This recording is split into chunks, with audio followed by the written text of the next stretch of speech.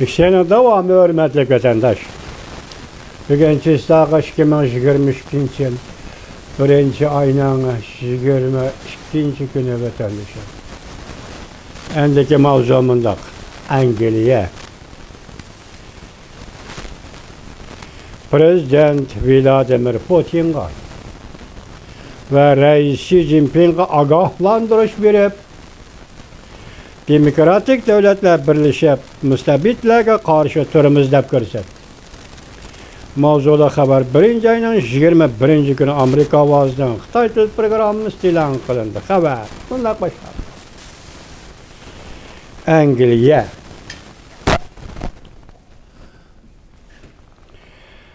Rusya prezidenti Vladimir Putin'ga Cumhuriyet rahbari Xi Jinping'ga agahlandırış berip mundaq dedi.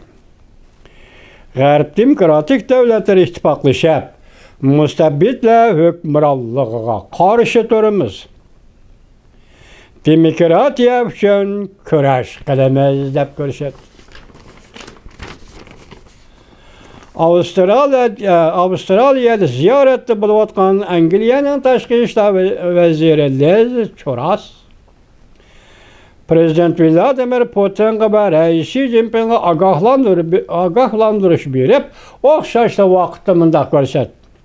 Mustabid hukumatlar hozir sovuq munosabatlar urushidan keyingi har qanday bir vaqtga selish turganda texama g'aljirlashdi.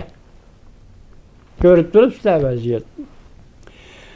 Liz Truss, Angliyaning tashqi ishlar ministri Liz Truss bilan Angliya davlat mudofaa ministri Ben Wallace Cuma günü yani 1. ayının 21. günü Avustraliya Sydney şehrida yılda bir qatam o'tkaziladigan Angliya Avustraliya ministr darajaliklar maslahatlashish yig'inida Avustraliyaning o'xshash darajalik amaldorlari bilan ko'rishdi. Reuters mundaq ko'rsatdi. İki taraf Avustraliyaning yadro sohasida parxodni setib olish savdosi bo'yicha suhbatlashdi. Liz Truss erkin dunyoga, ittifoqdoshlarga yer shari xarakterlik tahdidga o'rtaq taqobil turish to'g'risida murojaat e'lon qildi.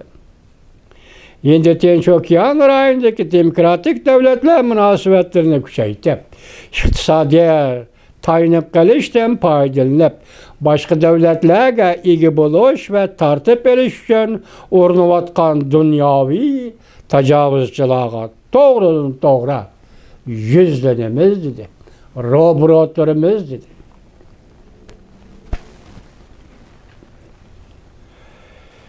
Avustraliya Davlat Mudofaa Ministri Peter Dutton mundaq ko'rsatdi. İki davlat rayon doirasida asosli asarlar qurilishiga mablag' solish kelishimi imzolab, Jungo ta'sirining kengayishini cheklaymiz.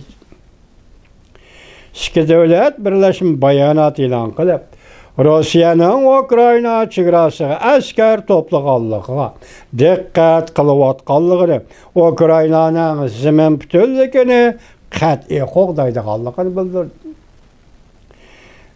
Liz Truss mundaq ko'rsatdi. Jungo Avustraliyaga iqtisodiy popuza ishlatdi. Bu Angliya uchun aytganda bir qatimliq signaldir.